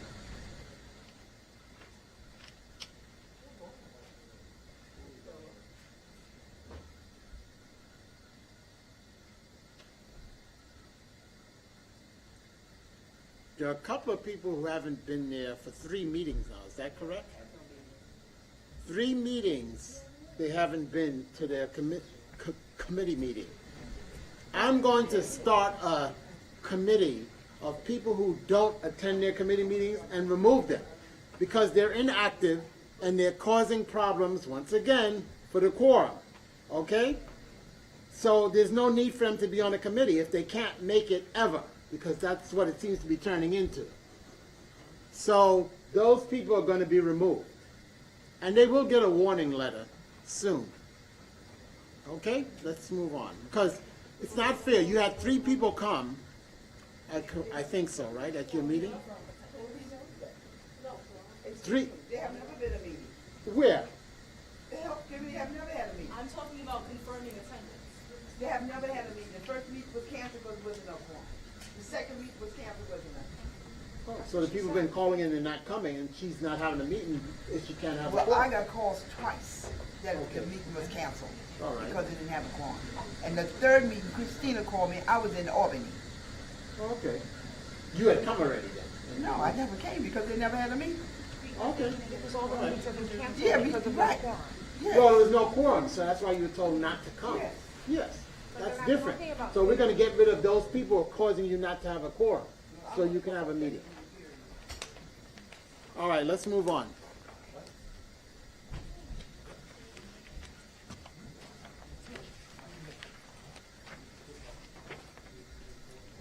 Parks. So I'm excited to announce we have our first event coming up April 7th. Francis Camoya stole a little bit of my thunder. He had a dog licensing, or a dog vaccination event, but I'm going to add to that with this event on April 7th from 10 to 2. That timing could change depending on the ASPCA and the other organizations involved. But we're also going to have dog licensing in addition to vaccination, so please come. It's going to be April 7th at Veterans Grove in Elmhurst. Okay, thank you. Transportation. Well, I chaired my last transportation committee meeting in January. Linda Corral is now the new transportation chair. And at that last meeting, DOT was there to tell us about the big jump, it's called. What is that? More bike lanes. Oh, yes. That's what it is. It is shared bike lanes.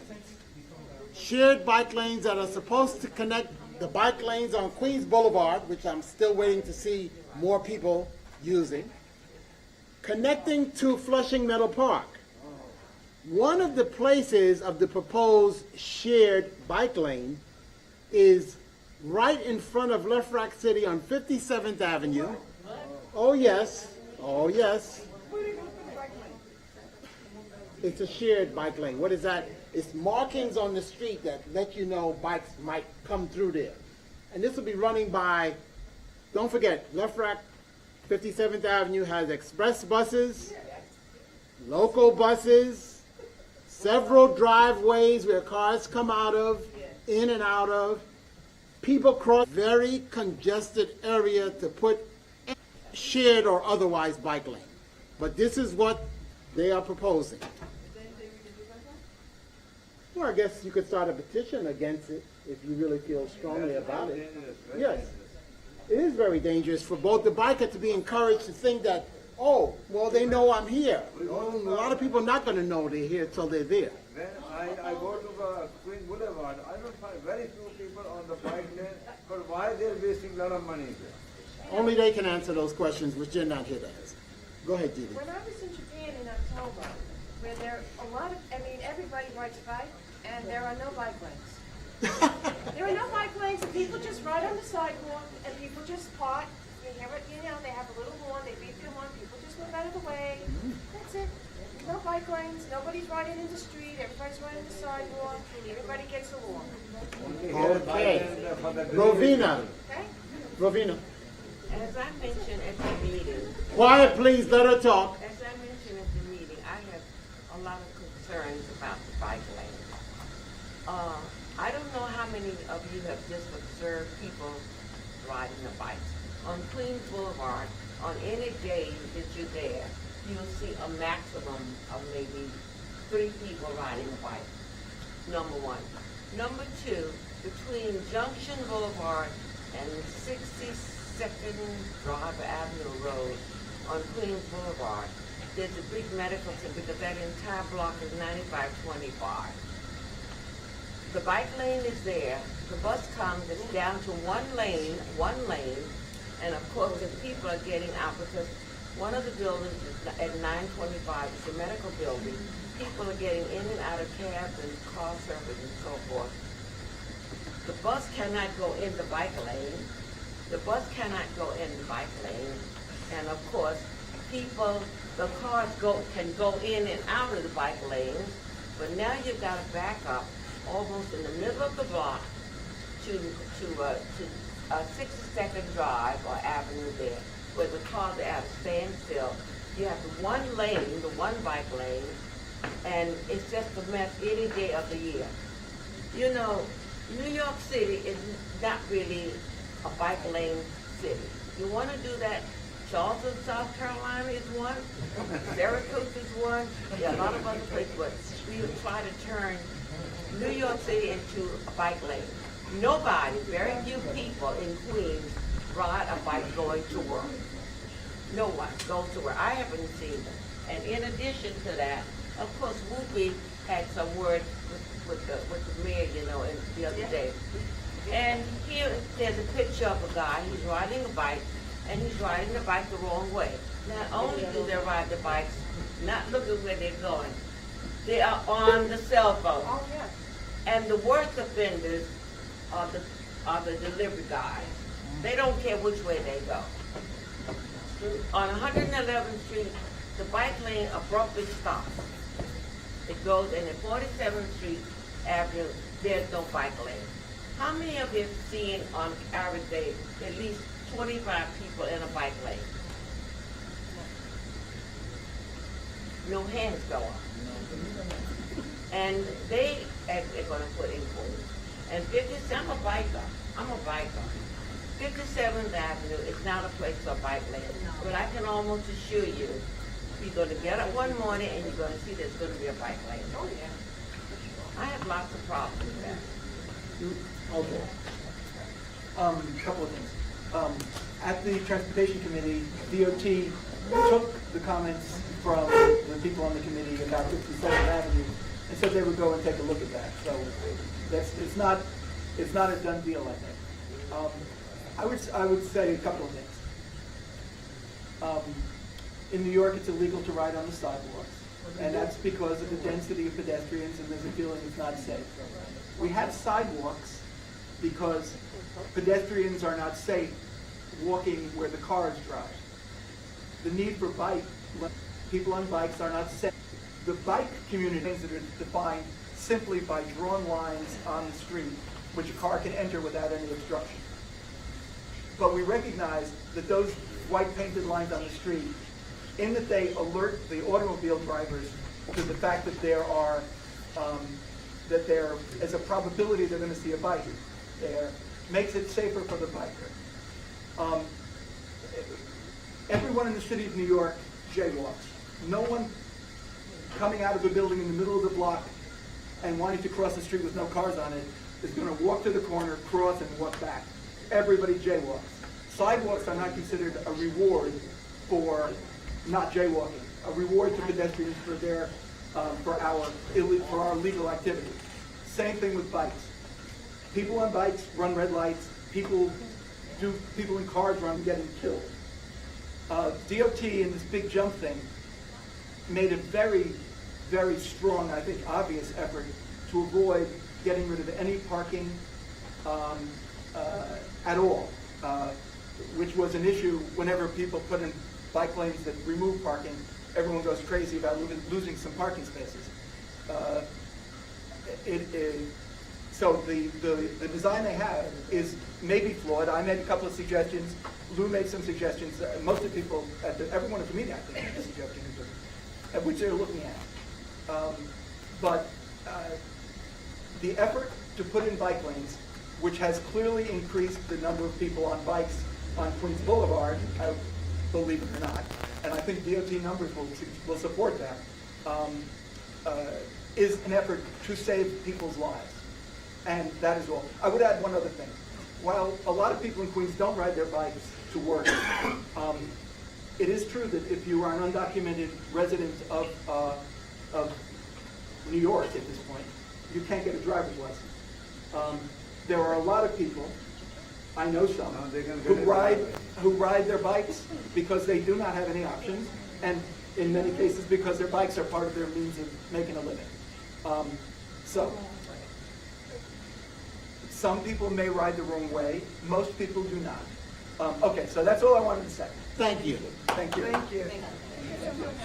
Okay, the other thing about the big jump, they mentioned some of the proposed bike lanes, but there's also one that will be on Corona Avenue, right here at this intersection where Corona comes into 108th Street here. Another very congested area for a bike to enter in any way at all. I mean, think whatever you want about it, but there's going to be problems. So, moving on, I will say that I was in Times Square recently, and I was crossing the street, and I saw the bike lane. And I kept walking, then I realized I had to stop, because in the Times Square area, the bike lane is elevated like a sidewalk, but there's no warning there to tell me that things are going to change without me having just to look down and see it. You could have easily tripped over what is like a sidewalk, because the bike lane is elevated to the height of the sidewalk, and there's no warning, no yellow line or nothing telling me, you know, watch your step, nothing.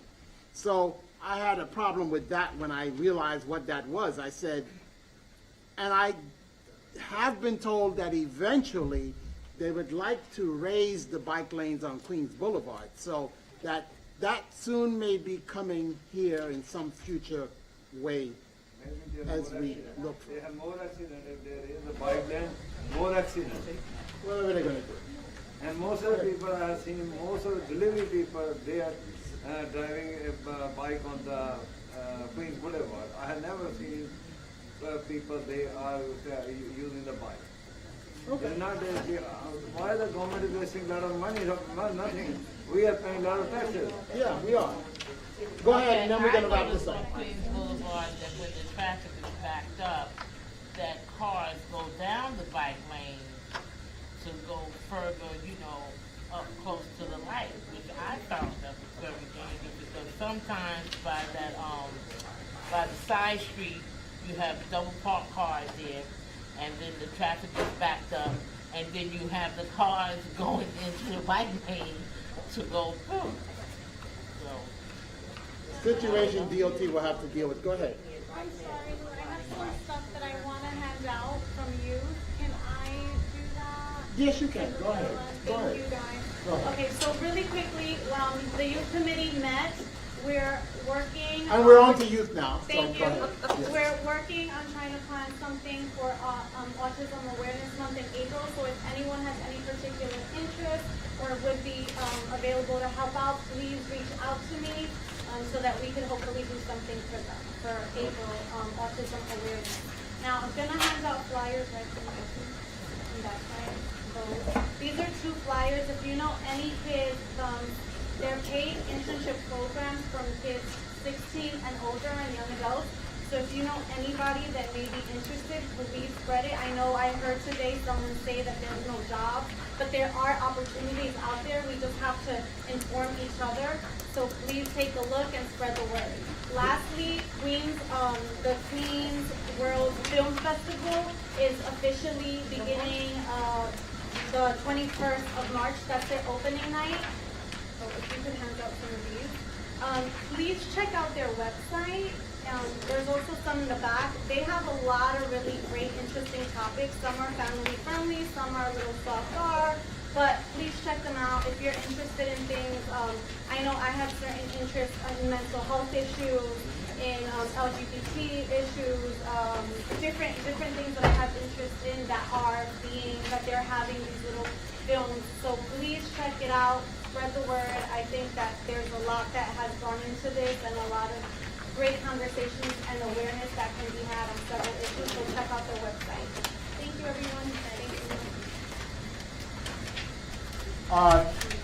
you. ULURP is not here, so I will first of all thank everybody tonight for coming out in very bad weather and giving us our quorum that we needed to function.